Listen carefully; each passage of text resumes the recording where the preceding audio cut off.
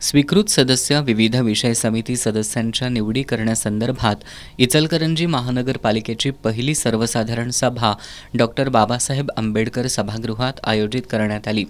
विरोधी गटनेता उदयसिंग पाटील यांनी मागील तारखांचे वर्क ऑर्डर देण्याचे काम सुरू असल्याचा मुद्दा उपस्थित केला। यावर सत्तारूढ गटातील विठ्ठल चोपडे, प्रदीप धोत्रे, मदन कारंडे, अमरजीत जाधव यांनीही हा मुद्दा उचलून धरत प्रशासनाला धारेवर धरलं। प्रशासकीय कार्यकाळात काही चुकीच्या गोष्टी घडल्या असतील तर त्याला जबाबदार कोण असा सवाल महापौर उदय धातुंडे यांना विचारण्यात आला। झालेल्या सभांचे इतिवृत्त सभागृहासमोर का आलं नाही याचीही विचारणा करण्यात आली। प्रशासनाच्या काळातील निर्णयांची माहिती सभागृहासमोर आणावी अशी मागणी सर्वच नगरसेवकांनी केली।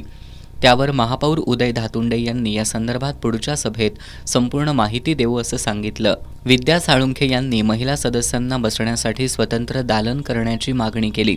ध्रुवती दळवाई यांनी 8 मार्च जागतिक महिला दिन उत्साहात साजरा करण्यासाठी प्रशासनानं तयारी करावी अशी सूचना केली।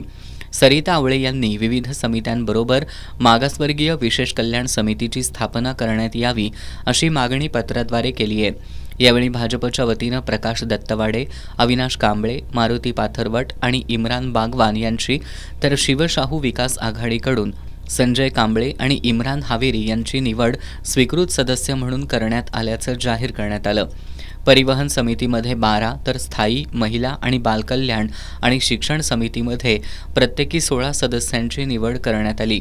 त्यामध्ये परिवहनमध्ये भाजप महायुतीचे 8, शिवशाहू विकास आघाडीचे 4 आणि शिवसेना शिंदे गटाचा 1 सदस्य, तर उर्वरित समित्यांमध्ये भाजप 11, शिवशाहू विकास आघाडी 4 आणि शिवसेना शिंदे गट 1 अशी सदस्य संख्या आहे।